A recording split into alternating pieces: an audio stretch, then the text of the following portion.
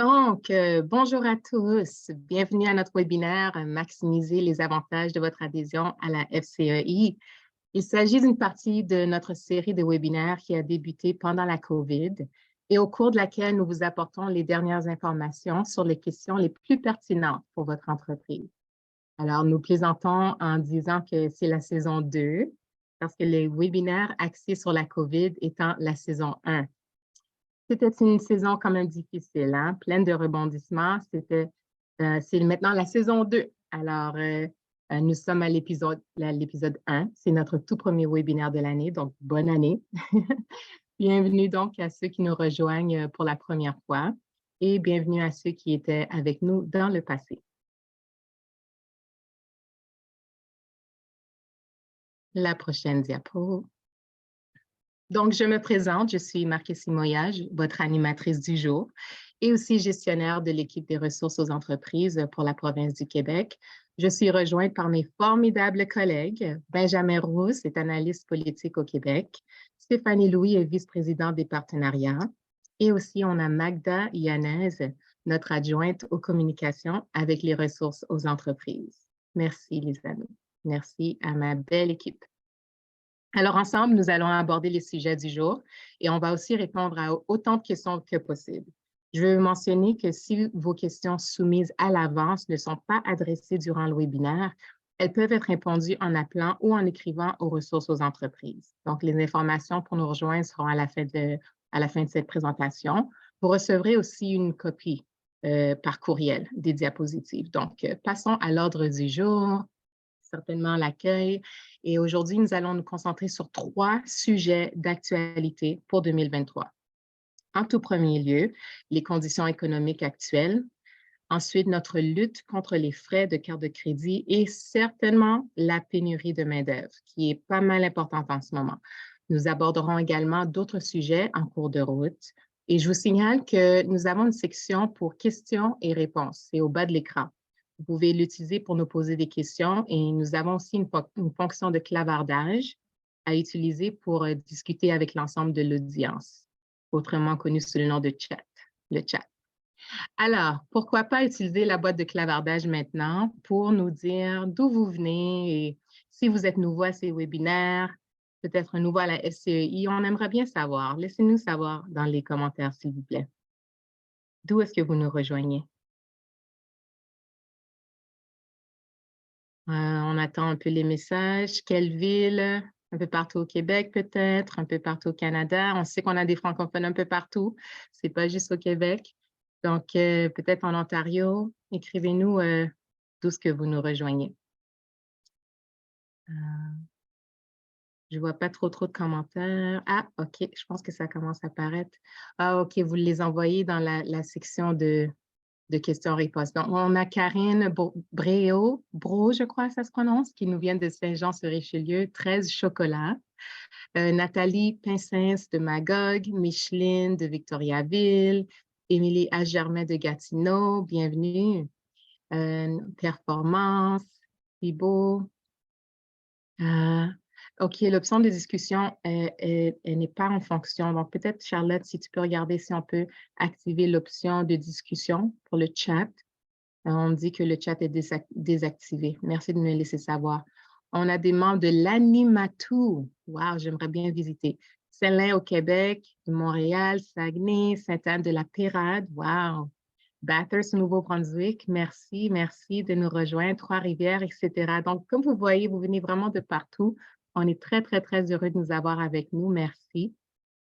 Et on aura une période de questions certainement. Donc, si vous utilisez cette section de questions-réponses, on va garder vos questions pour la fin.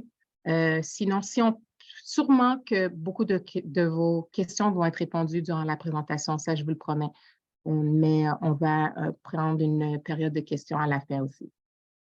Donc, la prochaine diapo, pour les nouveaux venus, vous avez rejoint vraiment une belle grande communauté de propriétaires de petites et moyennes entreprises à travers le pays qui croient qu'il est important d'avoir une voix et qu'ensemble, nous sommes plus forts. Nous avons presque atteint 100 000 membres à travers le Canada et dans tous les secteurs, fabrication, commerce de détail, hôtellerie, pêcheurs indépendants, la diversité est très, très grande. Donc, un gros merci de votre support. Passons à la prochaine diapo. Alors, comme vous le savez déjà, à la FCEI, on fait 3 choses importantes. Sous le premier volet d'influence, nous défendons vos intérêts. Avec nos ressources aux entreprises, on vous conseille sur toutes sortes de sujets. Et sous le volet économie, nous utilisons le pouvoir de nos 100 000 membres pour négocier de grandes économies et des rabais que pour vous. Et je parle au nom de mes collègues en disant que nous aimons beaucoup ce que nous faisons. Alors, on va commencer avec un peu d'humour, bien qu'il n'ait rien de drôle à propos de l'inflation. Elle est douloureuse. Elle crée une incertitude sur les prix qui rend la planification et la prise de décision très difficile. Et pendant les périodes d'inflation, comme vous le savez, les prix ont tendance à augmenter plus vite que les salaires, ce qui fait que les gens se sentent plus pauvres et dépensent beaucoup moins. Alors, lorsqu'on a commencé à sortir de la COVID, une tempête parfaite s'est abattue sur nous. Hein? La demande a augmenté, tandis que les problèmes de chaîne d'approvisionnement et les pénuries de main-d'œuvre ont conspiré pour faire grimper les prix. Et puis, il y a la guerre en Ukraine. On ne va pas s'attarder sur les raisons de cette guerre, mais nous savons que c'est une préoccupation pour beaucoup d'entre vous. Alors, je vais passer la parole à mon collègue Benjamin, qui va discuter davantage ces problèmes économiques et le travail de son équipe. À toi, Benjamin. Merci beaucoup, Marc-Essie. Donc, bonjour à tous. Ça me fait un plaisir d'être avec vous aujourd'hui. Merci d'être présent. Ici, on peut voir un tableau très intéressant qui montre que, premièrement, ça fait longtemps qu'on recueille vos données sur vos prix. On peut voir jusqu'en 2010, puis ça va même plus loin que ça. Puis, on peut voir ici que ça montre que le pire semble derrière nous quant à l'augmentation des prix. C'est un graphique de notre chef économiste qui a noté au printemps, à partir des données obtenues de votre part, que les prix ont commencé à diminuer. Puis malgré qu'ils sont élevés, la bonne nouvelle, c'est que ça diminue. Le plateau a été atteint en printemps 2022, puis on a une diminution depuis. Selon nos données, puis selon notre économiste en chef, il n'y aura pas de récession en vue, mais puis c'est en lien avec les données de la Banque du Canada. Si on passe à la prochaine diapositive, on va pouvoir voir notre tableau de suivi de la santé des PME. Ce tableau-là, c'est quelque chose qu'on utilise à côté législatif très régulièrement. C'est des données super importantes et reliées à plusieurs de nos demandes, puis on suit vraiment à votre réalité quand on parle avec les gouvernements. Premièrement, on voit les dettes pandémiques qui sont très préoccupantes. On peut penser aussi aux prêts fédéraux QEC, on a reçu tellement de questions de la part de nos membres, notamment sur la date butoir et autres. Donc, si on veut en parler des prêts fédéraux QEC, la date butoir est faite pour 2023, décembre 2023, donc la fin de l'année. Nous, ce qu'on demande à la FCEI, c'est connaissant votre réalité, c'est qu'on demande que cette date butoir-là soit remise en 2024. Puis, on demande également qu'il y ait une plus grande portion de subventions que vous n'ayez pas à remettre au gouvernement. Puis, rassurez-vous, on en fait mention à chaque fois que c'est possible. On a eu environ 70 rencontres avec les gouvernements dans les derniers mois, puis on en a encore une vingtaine jusqu'au budget fédéral. Donc, comme j'ai dit, on le mentionne à chaque occasion possible, puis on fait en sorte que les gouvernements soient au courant de votre réalité pour qu'ils prennent en considération notre demande de repousser la date butoir du remboursement des prêts. Si je peux vous dire, le gouvernement n'est pas nécessairement contre remettre cette date butoir-là, mais ce qu'on s'attend, c'est que si ça arrive, ça va être plus tard dans l'année. La décision va être remise à plus tard parce qu'on pense que le gouvernement va vouloir voir comment l'économie va se comporter dans les prochains mois. Donc, on peut s'attendre à une décision de leur part plus tard dans l'année, malheureusement. On sait que pour vous, les entreprises, de vivre dans l'incertitude, c'est vraiment pas évident, mais on travaille fort pour que l'extension de la date butoir soit mise en place pour vous. Je tiens à noter par contre que si on n'est pas capable d'avoir ce changement-là, si la date butoir ne change pas, puis que vous n'êtes pas en mesure de payer d'ici la fin de l'année, vous allez avoir jusqu'à 2025 pour payer, mais à noter que ça va être avec des taux d'intérêt, des intérêts de 5 puis vous perdez également la portion subvention. Donc, payer en totalité le prêt, ça peut être pas évident pour vous, mais c'est bon au moins de savoir les mesures qui vont être en place si vous n'êtes pas capable, puis si on n'est pas capable d'avoir la date butoir remise à l'année prochaine. Si on regarde les revenus sous la normale, La réalité, c'est que pour vous, les entrepreneurs, au-dessus de la moitié n'ont pas réussi à revenir sous la normale depuis la fin de la pandémie. Puis ça, c'est en réalité de l'avant-pandémie, donc vos revenus avant-pandémique comparativement à maintenant. La réalité, c'est qu'il y a moins de consommateurs qu'avant, mais aussi que pour les consommateurs qui se présentent en succursale, on va moins dépenser. Donc, ça fait réduire vos revenus grandement. Puis, il y a aussi l'inflation qui vient jouer un grand rôle dans cette baisse de revenus. Quand on pense au risque de fermeture qui est très inquiétante à 17 puis on ne parle pas juste de faillite quand on parle de fermeture, mais surtout juste de fermer l'entreprise. Donc, on a fait un rapport là-dessus l'été dernier, puis c'est ce qu'on a vu. Plusieurs entreprises ne font que fermer, puis ne sont pas inscrites dans les données sur la faillite. Donc, la fermeture, ce n'est pas juste financier, mais c'est aussi de l'épuisement professionnel des travailleurs, des employeurs. Les employeurs travaillent de plus en plus d'heures à cause de la panoplie d'enjeux auxquels ils font face.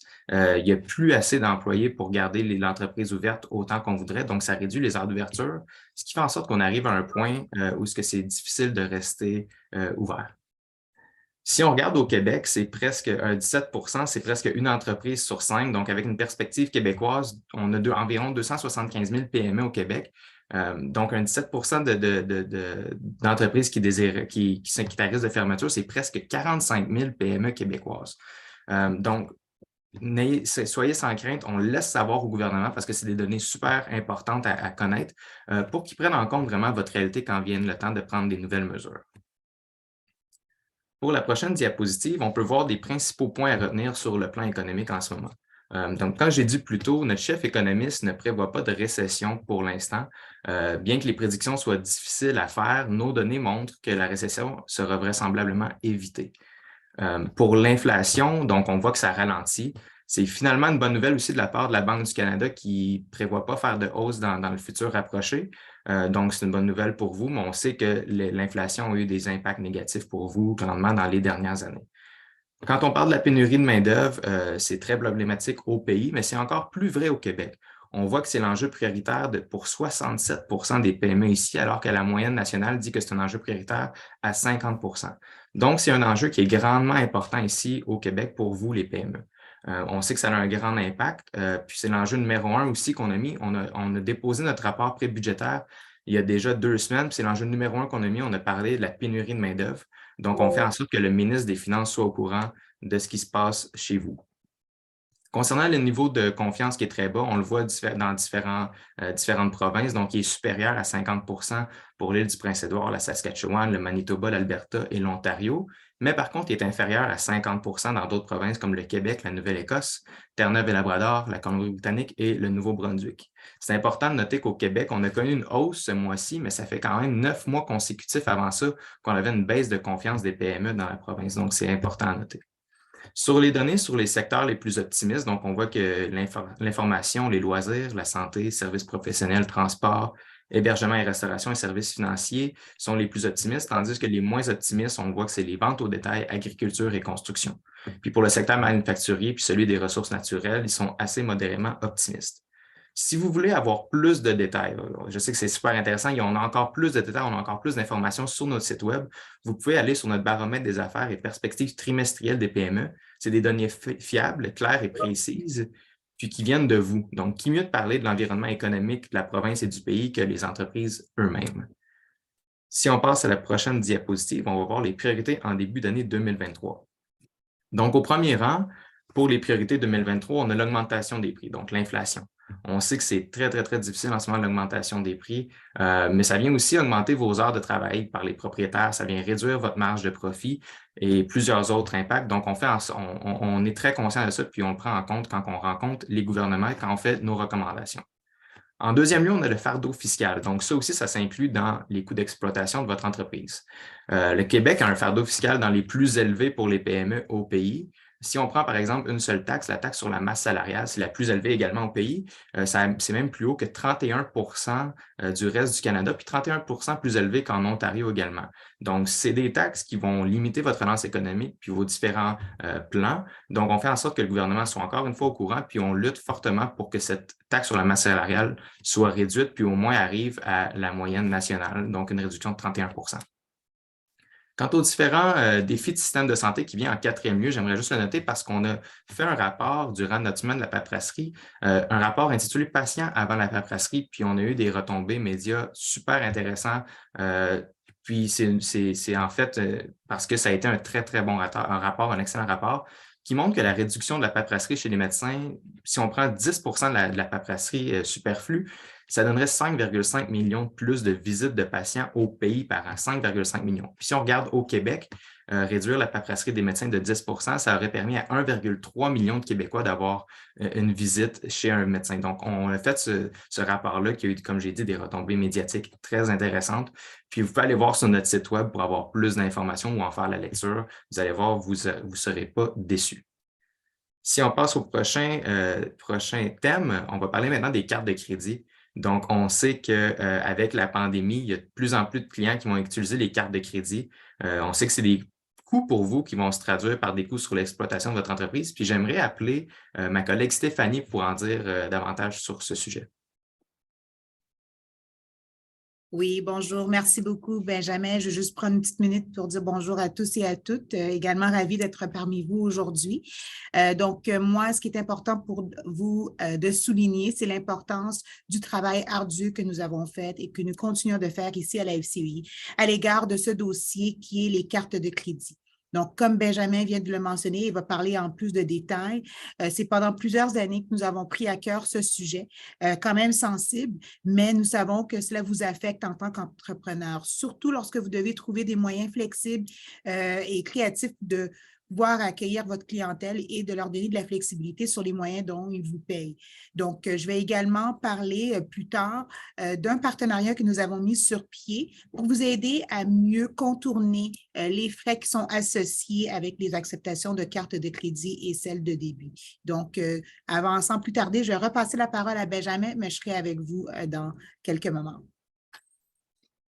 Merci beaucoup, Stéphanie. Super intéressant. Donc, comme Stéphanie vient de dire, on est un des seuls groupes qui s'attaque à cet enjeu. Puis, ça fait presque 15 ans qu'on s'attaque à cet enjeu-là. Donc, on sait à quel point c'est important pour vous. Donc, on fait en sorte que c'est important pour nous. Il y a une réduction des frais de carte de crédit en 2020, mais évidemment, ce n'est pas assez.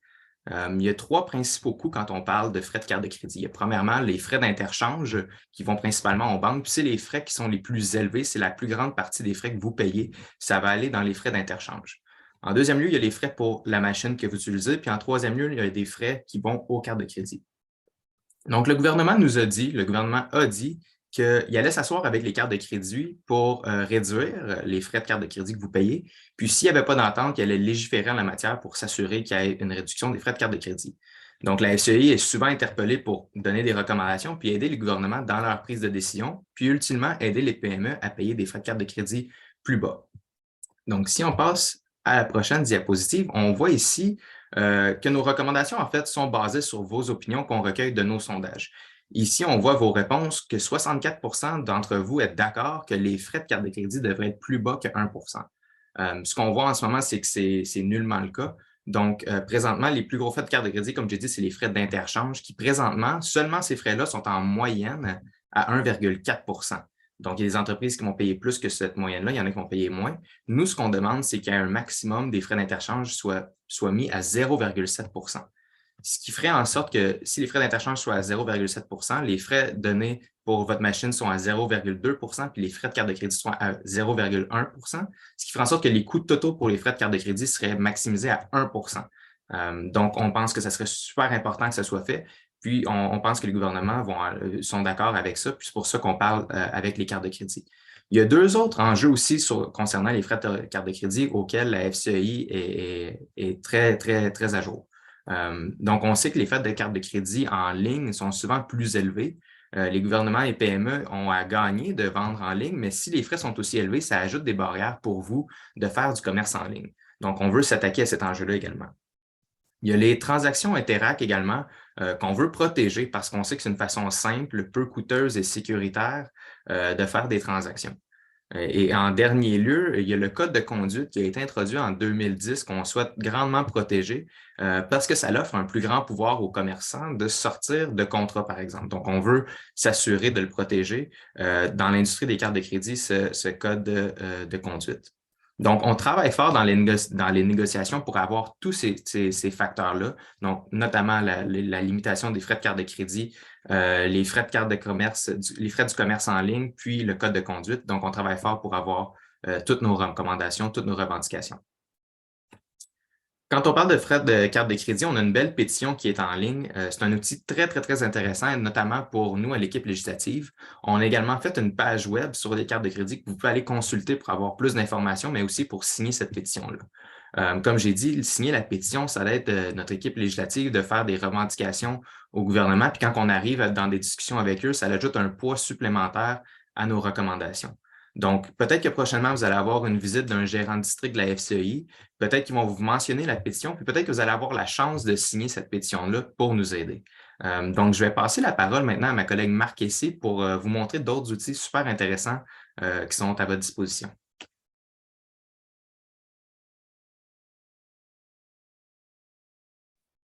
Je pense que mon Internet est un petit peu lent, mais je suis là. Merci, Benjamin. Alors, pendant que Benjamin, lui, et son équipe se battent pour réduire les frais de carte de crédit, nos conseillers vous offrent un outil pour encourager vos clients de payer avec argent comptant ou par débit aussi. De cette manière, vous pourriez être en mesure d'économiser sur les frais de carte de crédit. Donc, vous pouvez télécharger cette affiche en ligne sur le portail des membres qui est uniquement pour vous et l'imprimer. Donc, l'afficher à la caisse ou à la porte d'entrée de votre entreprise comme bon il vous semble. Je vais ramener ma collègue Stéphanie. Elle va aussi vous parler d'un partenaire en économie pour vous aider à sauver des sous sur ce sujet. Alors, encore un gros merci, Marc Essy, tu as bien raison. Donc, pendant que notre équipe de lobbying s'occupe des travaux, puis des combats avec le gouvernement et que vous, dans le département des ressources aux entreprises, vous défendez pour les intérêts de nos membres, encore dans cette lutte contre les cartes de crédit, moi, dans mon département des économies, je m'occupe de travailler sur des moyens de vous faire des économies, donc épargner du temps et de l'argent. Donc, nous avons un partenariat que nous avons mis sur pied avec Chase, qui est maintenant Solution de paiement Chase, auparavant connu sous le nom de Service aux commerçants Chase ou même Chase Payment Tech. Donc, cela a été négocié exclusivement pour vous en tant que membre de la SCI et cela vous permet de pouvoir avoir des taux préférentiels lorsque vous acceptez les cartes de crédit, que ce soit Visa, Mastercard, American Express et bien sûr des taux pour les cartes de débit. Donc, lorsqu'on regarde ces réductions que nous avons négociées pour vous, on s'est assuré qu'elles soient transparentes et bien claires. Comme ça vous permet de mieux comprendre les différents modèles de tarification auxquels vous pouvez accéder. Et on a également fait en sorte qu'avec les cartes de débit, donc comme l'affiche que Marc Essy vient de montrer, que vous êtes en mesure avec Chase de recevoir ces types de paiements-là que pour 3 cents par transaction.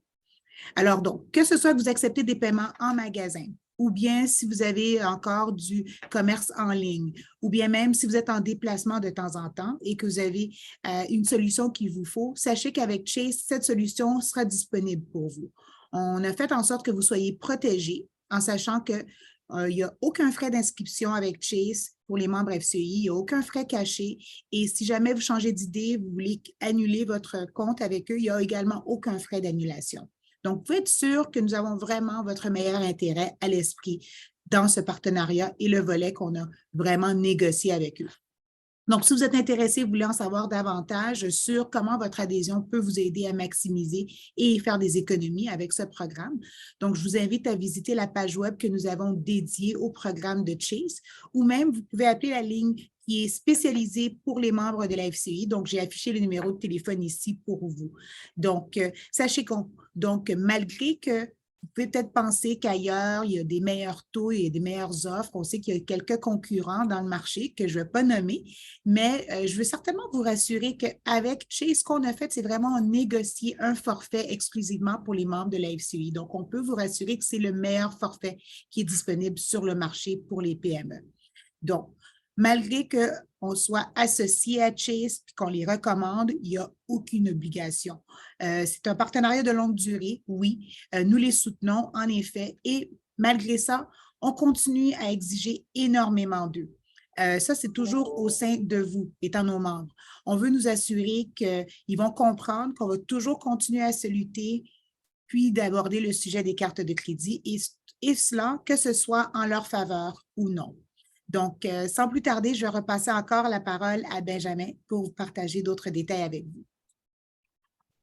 Merci beaucoup, Stéphanie, pour la présentation de ce beau programme qu'on a à la FCAI. Donc, j'aimerais parler plus en détail de la pénurie de main-d'œuvre. Comme j'ai noté plus tôt, c'est l'impact qui est le plus important au Québec que partout ailleurs au pays. C'est pour ça que c'est important d'en parler aujourd'hui. Donc, on comprend que c'est un enjeu important pour vous. Puis, qu'est-ce qui fait qu'en fait que c'est important? C'est que ça vous affecte grandement. Donc, les propriétaires vont principalement travailler plus d'heures à cause de la pénurie de main-d'œuvre. Il y a, comme j'ai dit, il y a une réduction des heures d'ouverture à cause de la pénurie de main-d'œuvre, mais aussi il y a des refus de vente et de contrats, puis d'autres répercussions négatives, j'en passe beaucoup. Donc, comme j'ai dit, la pénurie de main-d'œuvre est au sommet de notre liste de priorités, puis on va s'assurer qu'elle le sera aussi pour le gouvernement provincial. Ici, on peut voir plusieurs recommandations qu'on a faites au gouvernement fédéral. Donc, il y a différentes avenues possibles quand vient le temps de lutter contre la pénurie de main-d'œuvre. Donc, premièrement, ici, on a l'automatisation. Donc, on a demandé le prolongement de la déduction pour amortissement accéléré, puis de rendre permanente la passation en charge immédiate. C'est des programmes qui ont été mis en place temporairement durant la pandémie. Donc, on demande que ces programmes-là soient rendus permanents. Donc, on espère que ça soit fait. Concernant l'immigration, on demande que les processus soient simplifiés, que l'immigration soit mieux ciblée. Puis il y a justement un rapport qui va s'en venir de la FCAI sur ce sujet-là. Mais on sait qu'en fait, l'immigration, c'est une des façons qui augmente le plus rapidement notre main-d'œuvre. Donc, on espère de trouver des moyens les plus efficaces possibles d'intégrer l'immigration dans notre main-d'œuvre ici au Québec. Quand on parle de formation, on demande de soutenir davantage les PME qui investissent dans la formation en leur offrant un crédit d'assurance-emploi. Donc, on sait que la formation, c'est un bon moyen d'attraction, de rétention, puis que c'est très important de l'avoir de la formation en entreprise. On demande notamment que de la formation formelle, mais surtout des programmes pour la formation informelle. On sait comment les PME font surtout de la formation informelle, puis que les programmes n'incluent souvent pas ce type de formation-là. Donc, on s'attaque à la formation informelle notamment. Pour les travailleurs d'expérience, donc le recrutement des travailleurs à la retraite, on espère adopter des mesures pour inciter les travailleurs à la retraite de retourner sur le marché du travail, notamment en éliminant les cotisations à l'assurance-emploi ou en réduisant l'impôt sur le revenu. Donc, on sait qu'il n'y a pas beaucoup d'attrait en ce moment pour ces travailleurs-là de revenir sur le marché du travail. On demande à ce qu'il y ait des meilleurs programmes pour les inciter, des meilleures réductions fiscales, puis au final, pour qu'ils restent plus longtemps sur le marché du travail. Donc, c'était un aperçu des mesures qu'on prend, des recommandations qu'on a pour lutter à la pénurie main-d'œuvre. Mais évidemment, c'est une liste non exhaustive. On fait beaucoup d'autres choses. Puis, on est sur ce sujet-là grandement en ce moment. Comme j'ai dit plus tôt, ça a été la demande numéro 1 dans notre mémoire prébudgétaire qu'on a déposée il y a 2 semaines au ministre des Finances, Éric Girard. Donc, on s'en occupe, je vous l'assure. Je vais laisser maintenant ma collègue de Magda pour vous parler de d'autres outils intéressants sur les ressources humaines. Merci beaucoup, Benjamin, et bonjour à tous et à toutes. Du côté des ressources aux entreprises, donc nos conseillers ont plusieurs outils de gestion des ressources humaines à vous proposer. Ces documents se retrouvent dans la section exclusive aux membres de notre site web, le portail des membres. Donc, si vous êtes en mode embauche présentement, on a des modèles de documents pour vous aider avec ça. Ça va de la description du poste jusqu'à la lettre d'offre qui, en fait, a été conçue, ce document-là a été conçu pour servir aussi de contrat de travail. Il y a aussi, bon, parmi les plus populaires de nos modèles, on a la lettre d'offre et un document de questions de base pour une entrevue d'emploi qui est illustré sur cette diapo. La particularité de ce modèle-là, c'est qu'il comprend la liste de questions, mais aussi une fiche d'évaluation des candidats pour vous aider à prendre des notes pendant vos entrevues et prendre la meilleure décision pour vous. Dans notre banque de ressources, vous trouverez aussi des outils de gestion des employés qui sont très populaires, notamment un modèle de plan de soutien et de perfectionnement, un modèle de politique sur l'assiduité et les congés de maladie, Ce modèle-là concorde très bien avec les nombreux appels qu'on reçoit de nos membres concernant les absences des employés. Et on a un modèle de code de conduite destiné aux employés. Alors, la fidélisation, la rétention du personnel, c'est une question que vous vous posez et on vous suggère qu'il faut, en ce moment, étant donné la pénurie, il faut sortir des sentiers battus. Avoir à remplir un poste vacant plus d'une fois par année, c'est frustrant pour vous. Ça a aussi un impact sur la productivité et le moral de votre équipe, ainsi que sur vos résultats financiers. Étant donné que les pénuries de main-d'œuvre sont choses courantes, la rétention est une chose à laquelle vous devriez penser dès le début, donc dès l'embauche. La rétention va au-delà d'offrir le salaire le plus élevé. Les employés, ou futurs employés, cherchent des avantages qui sont centrés sur leurs besoins réels, ainsi qu'une culture d'entreprise qui est axée sur un milieu de travail sain et motivant. Les employés sont alors plus susceptibles de vouloir rester dans votre entreprise. Voici aussi quelques autres exemples de ce que les employés recherchent présentement. Un mode de travail flexible, qui peut être soit le télétravail en permanence ou en mode hybride, dépendamment de votre modèle d'entreprise. Un stationnement ou des cartes de transport en commun. Des activités de groupe à l'extérieur du travail. Ça revient souvent dans ce que les candidats, les employés aimeraient avoir. Un programme de reconnaissance des pairs, un environnement de travail sécuritaire, des occasions d'épanouissement et de perfectionnement professionnel et une culture organisationnelle axée sur le respect. Sur ce sujet du respect, on vous invite aussi à ne pas sous-estimer le pouvoir d'un compliment. Faites savoir à vos employés que vous les appréciez et qu'ils contribuent à l'essor de votre entreprise. Un simple merci peut avoir un impact énorme, je vous l'assure. L'une des choses les plus importantes aussi que recherchent les employés, c'est un lieu de travail où ils se sentent respectés et dans lequel ils peuvent s'épanouir. Nous avons constaté aussi que les employés apprécient énormément que les attentes de l'employeur soient claires et transparentes et trouvent très valorisant d'être impliqués aussi dans le processus décisionnel de l'entreprise. De plus, il y a des gestes très simples que vous pouvez poser pour vous-même et pour vos employés autour du bien-être au travail. Notre page web spécialisée sur le bien-être comprend un modèle de politique et une déclaration sur le respect en milieu de travail, des affiches, dont celle qui est illustrée ici, ainsi que des stratégies pour réduire le stress et relever le moral de vos employés, ce qui peut favoriser la rétention de vos employés, bien entendu. Donc, la croissance personnelle et le perfectionnement professionnel sont aussi des atouts en matière de rétention personnelle.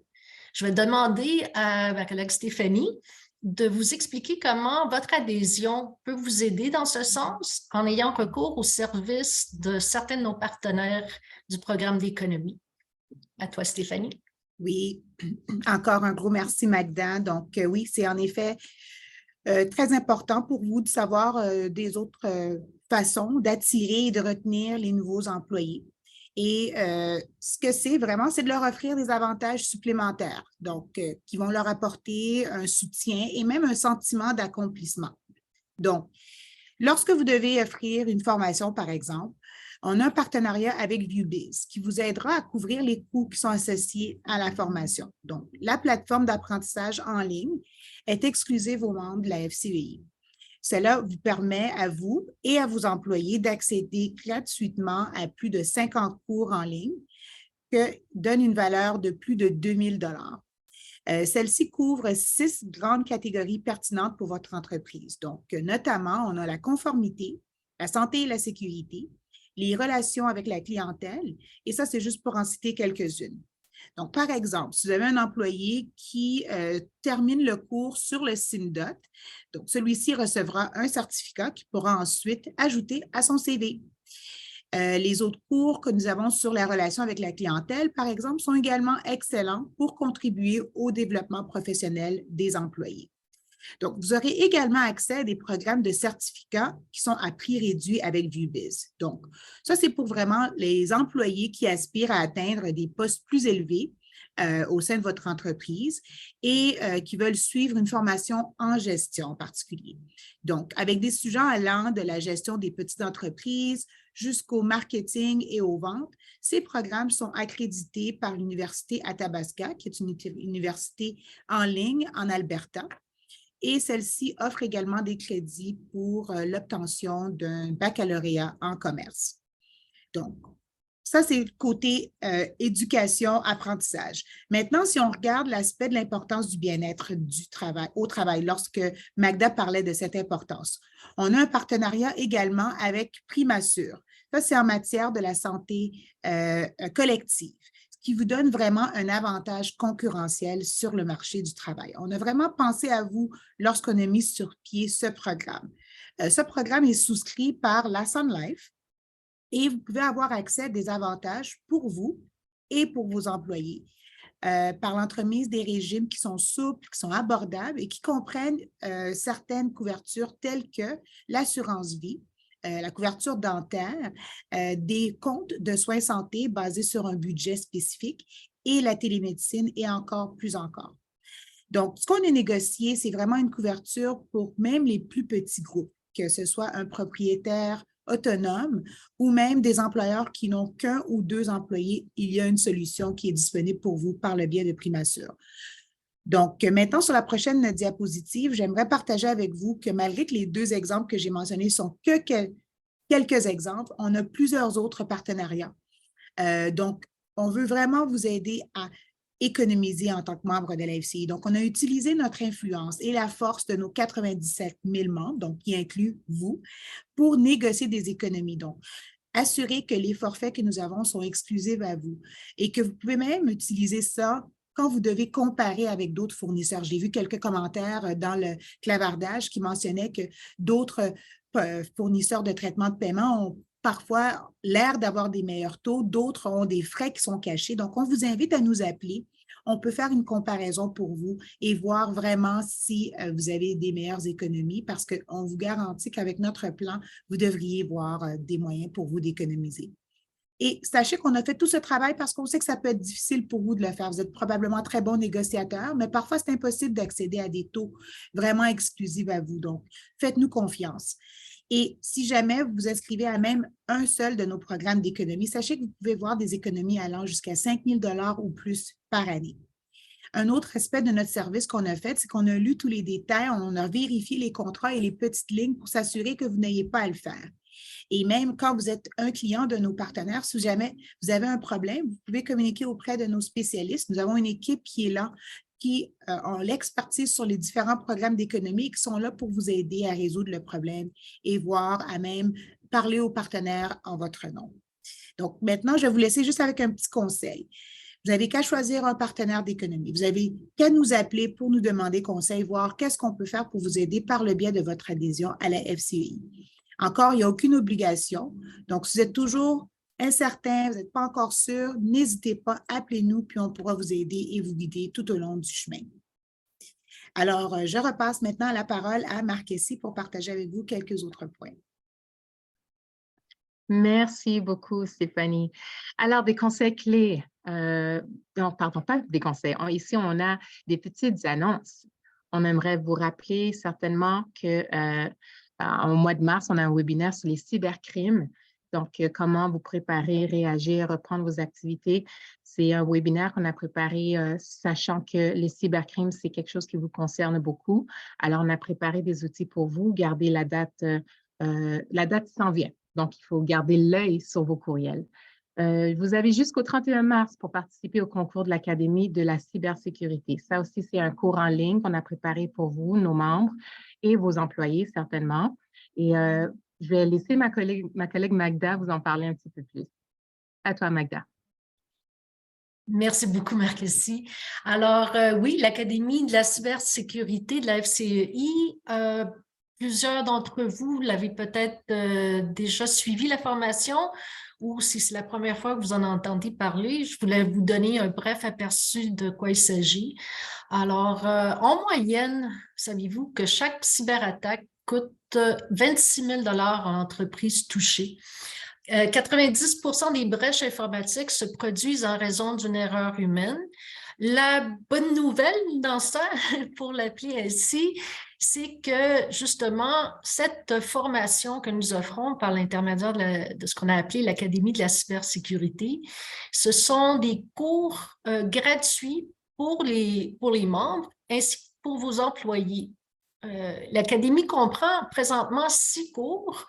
Notamment, comme vous voyez à l'écran, il y a les notions de base sur la cybersécurité, comment détecter le piratage psychologique, protéger votre entreprise contre la cybercriminalité, que faire en cas de piratage, reconnaître la fraude, la rétrofacturation, les litiges et droits des commerçants, code de conduite, ce qui est en lien aussi avec le sujet des cartes de crédit et les transactions en ligne. L'Académie de la cybersécurité, en plus des cours et des différents modules que comporte chacun des 6 cours, comprend aussi des modèles de documents qui ont une valeur d'un peu plus de 5 500 $. Et notamment, ces documents incluent le plan d'intervention en cas d'incident de cybersécurité, une liste de préparation pour choisir une cyberassurance, un outil de suivi de l'inventaire de votre entreprise et une préparation pour les fournisseurs de services. Alors, Marc-Essie vous a mentionné le concours qui prend fin le 31 mars. Alors, en suivant les cours de l'Académie à laquelle vous pouvez accéder en vous connectant au portail des membres, les 6 cours qui sont en ligne que je viens de vous mentionner, à chaque fois que vous ou un de vos employés termine un de ces cours, vous obtenez une participation au concours. Dans le cadre de ce concours-là, on ferait tirer 12 prix, un grand prix de 10 000 $ et 11 prix de 500 $ régionaux. Donc, il y en a un pour chaque province et un pour les territoires. Vous avez les renseignements dans la petite affiche et je pense que Marc-Essie vous l'a mentionné au début de cette présentation, vous recevrez par courriel un lien pour avoir accès à ces diapositives, à toute cette information-là. Mais je tenais à vous rappeler de ça. Et aussi, avant de terminer, Marc-Essie vous a mentionné le prochain webinaire qui aura lieu sur les cybercrimes. Et nous aurons à l'occasion, la date est à confirmer exactement, ça va se dérouler au mois de mars. Et nous aurons entre autres comme invité pour ce webinaire-là des représentants de la GRC pour s'entretenir avec vous et voir traiter le sujet avec vous. Maintenant, je vous remercie de votre attention. Je repasse la parole à Marc-Essie. Super, merci beaucoup, Magda. Alors, un gros résumé, comment vraiment maximiser les avantages de votre adhésion. Vous avez accès aux ressources aux entreprises, donc pour parler avec un conseiller ou une conseillère du lundi au vendredi, entre 9h et 17h. On est là pour vous aider, le numéro est là. Vous avez accès à des prix exclusifs, comme Stéphanie vous a bien expliqué. Donc, si vous allez sur le site web fcei.ca/économie, vous pouvez voir la liste en entier. Le portail des membres contient de nombreux outils uniquement pour nos membres, donc jetez-y un coup d'œil de temps en temps. On vous envoie aussi des sondages régulièrement. Les résultats sont très importants, ils nous supportent, ils supportent nos recherches, ils nous démontrent quelles sont vos priorités. Donc, assurez-vous que notre adresse courriel fait partie de votre liste de contacts sûrs, pour pas que ça aboutisse dans les courriers indésirables. Alors, on va passer à une période de questions. Je sais qu'il y a certains d'entre vous qui ont soumis des questions à l'avance.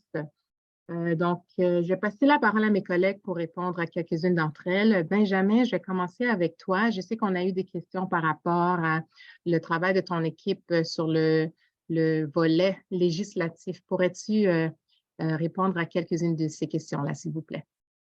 Ben oui, tout à fait, Marc-Essie, merci beaucoup. Écoute, tu parlais justement de notre ligne d'appel qui est souvent sollicitée par nos membres. dernièrement, il y a beaucoup de nos membres qui ont appelé notre service de ressources d'aide aux entreprises pour nous faire part de premièrement, leur manque d'information puis le manque d'accompagnement en lien avec les nouvelles dispositions puis obligations de la loi 25. Donc, nous, ce qu'on a fait en rapport à ça, en réponse, c'est qu'on a envoyé une lettre, on a rencontré le ministre Roberge, demandant premièrement plus de clarté dans cette mesure parce que les obligations sont extrêmement floues en ce moment. Je pense qu'il y a beaucoup de membres qui peuvent se retrouver là-dedans. On avait demandé aussi de ne pas précipiter cette réforme-là, puis vraiment de prévoir une période de transition pour permettre aux PME du Québec de s'adapter aux nouvelles législations de cette loi-là. Donc, notre demande, retarder l'application des dispositions de la loi 25 qui est entrée en vigueur le 22 septembre 2022, je le rappelle. Puis d'ici à ce que la réglementation permanente ait été adoptée. Donc, on veut s'assurer que la prochaine loi, la nouvelle loi, soit plus claire et comprenable avant de demander à nos membres de s'y conformer. Puis, je tiens à rappeler qu'on n'est pas le seul groupe, en fait, qui a fait cette demande-là. Il y a notamment aussi la Fédération des chambres de commerce du Québec qui est d'accord avec nous, puis on a fait une lettre conjointe à cet effet-là. Donc, on talonne le gouvernement là-dessus, on s'assure qu'il y ait plus de clarté, puis qu'il y ait moins d'ambiguïté concernant les nouvelles dispositions de la loi 25. Oui, je vais peut-être ajouter sur ça, Benjamin. Donc, certainement, ressources aux entreprises, on a eu beaucoup de questions par rapport à cette nouvelle loi. Je vois que Mélanie l'a écrit aussi dans le chat que justement la loi apportait sur les renseignements personnels. C'est ça. Donc, la protection des renseignements personnels, comme Benjamin vous a dit, son équipe, il rencontre le ministère, il travaille là-dessus d'arrache-pied. Et nous aussi, aux ressources aux entreprises, on travaille sur une page web qui va être dédié sur les détails et des outils pour vous aider à être conforme. Donc, prêtez un œil sur le site web de la FCEI sous l'onglet « Les ressources aux entreprises ». On va certainement avoir des outils pour vous là-dessus, mais je sais que ça vous préoccupe beaucoup et on travaille là-dessus pour vous. Donc, je sais que tu avais d'autres questions aussi, Benjamin, je crois, sur le côté législatif. Oui, on avait reçu notamment une question concernant l'âge de la retraite RRQ. Donc, c'est un sujet vraiment d'actualité. Récemment, justement, il y a notre vice-président Québec, François Vincent, qui a participé à un débat au téléjournal de 18 heures. Donc, en fait, l'âge de la retraite en ce moment est à 65 ans au Québec, mais c'est possible à prendre par anticipation à 60 ans. Donc, le ministre des Finances aimerait mettre la possibilité de prendre par anticipation maintenant à 62 ans. Donc, premièrement, cette mesure-là, il y a plusieurs facteurs à prendre en considération. Donc, c'est sûr que si l'âge de la retraite anticipée serait mis à 62 ans, c'est sûr qu'on aurait plus de travailleurs plus longtemps sur notre marché du travail, mais ce n'est pas principalement la raison. En fait, la loi a été instaurée dans les années 1980. Puis à ce moment-là, l'âge de la retraite, évidemment, était à 65 ans, mais l'espérance de vie était de 68 ans en moyenne au Québec.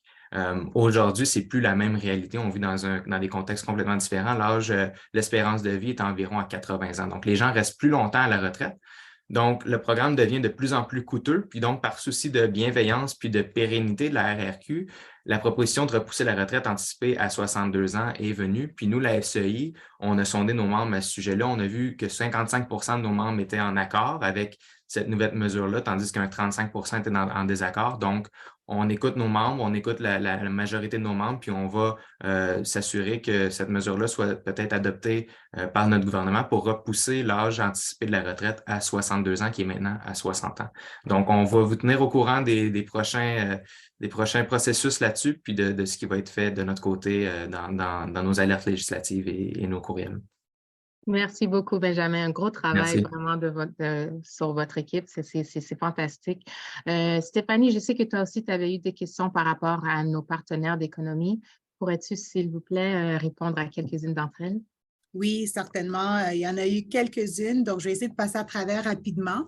En gros, il y avait quelques commentaires aussi sur ceux de nos membres qui sont en audience aujourd'hui, qui ont auparavant été avec Chase peut-être, puis ils ont vu que c'était beaucoup plus dispendieux qu'un autre concurrent.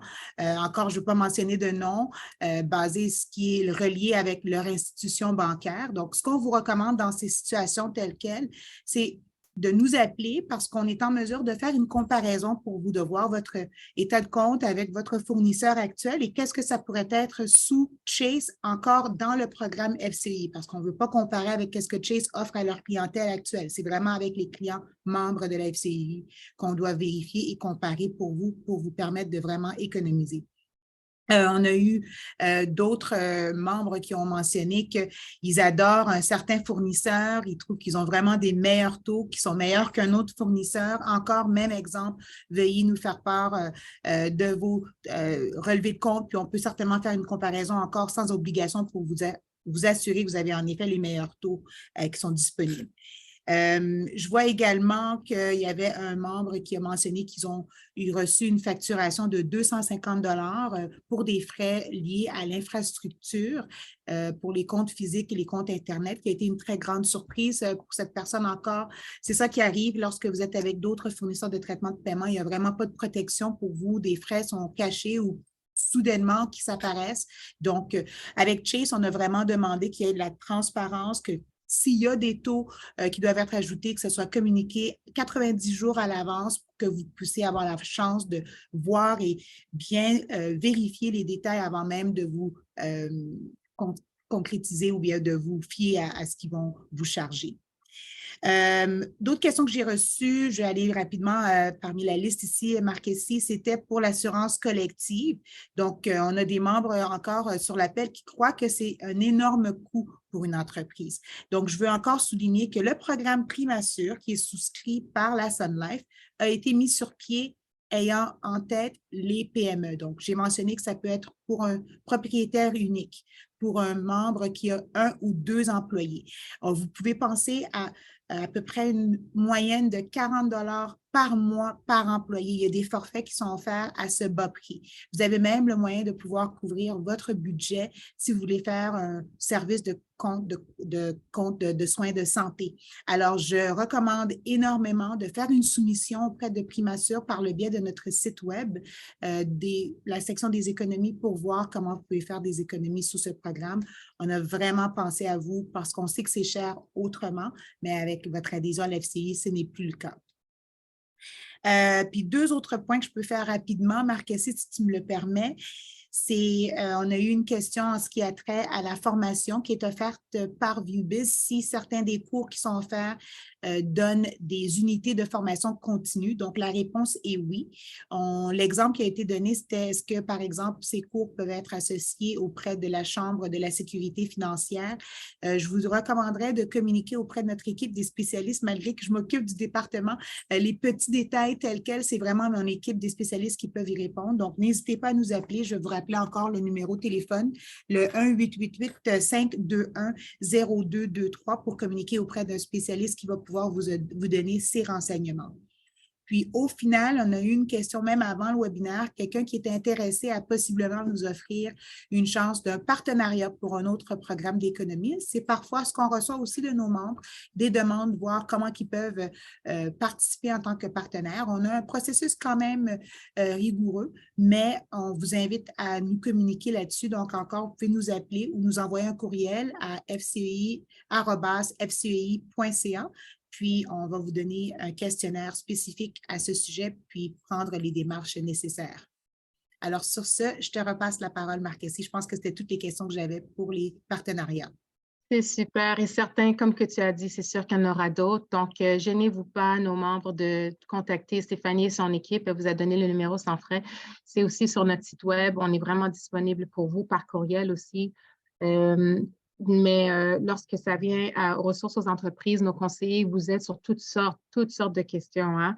Je sais qu'il y a eu beaucoup dans le chat des questions par rapport à l'aide financière disponible, s'il y en a pour les petites et les moyennes entreprises. Où trouver, je pense que c'est un restaurant qui demande où trouver des bons cuisiniers. Peu importe ce que vous recherchez, on a des outils qu'on a, je dirais, au fur et à mesure qu'on met ensemble, qu'on empile pour passer à vous lorsque vous en avez besoin. Donc, nos conseillers, nos conseillères sont bien équipés pour vous donner ce qu'on a. Tout ce qu'on retrouve, on le met ensemble pour vous le transférer. Donc, gênez-vous pas de contacter nos ressources aux entreprises. On sera là pour vous aider, encore une fois, par courriel ou par téléphone. Il y a des questions qui sont quand même assez très précises. Il faudrait qu'on ait des détails pour bien vous conseiller. Donc, c'est encore une fois pourquoi on ne va pas les adresser aujourd'hui. Mais certainement, si vous nous contactez, ça nous fera un grand, grand plaisir. Sur ce, je pense qu'on peut passer à la prochaine page. Il nous reste que quelques minutes. Ça, en résumé, c'est vraiment les manières de rester en contact avec nous, comment nous rejoindre. Renseignements généraux, le 1-833-568-2342, c'est notre ligne centrale. Donc, vous pouvez parler avec un conseiller ou conseillère aux ressources aux entreprises en appelant à ce numéro-là, ou vous pouvez parler à l'équipe de Stéphanie lorsque ça vient à nos programmes d'économie. Et certainement, on préfère beaucoup lorsque vous nous appelez ou vous nous envoyez des courriels pour nous dire vos opinions, ce qui vous embête, ce que vous voyez qui est un problème qui revient souvent, soit avec le gouvernement ou peu importe votre industrie, on est vraiment là pour vous et on essaie de voir vraiment qu'est-ce qui va toucher le plus de membres possible pour vraiment aller à la bataille, si je peux dire. Donc, c'est ça, on a plusieurs réseaux sociaux, plusieurs comptes réseaux sociaux. C'est une manière de rester en contact avec vous. Donc, soyez sûrs de nous suivre sur toutes ces pages-là. Et notre courriel, fcei@fcei.ca. Là aussi, on essaie de vous répondre dans moins de 24 heures.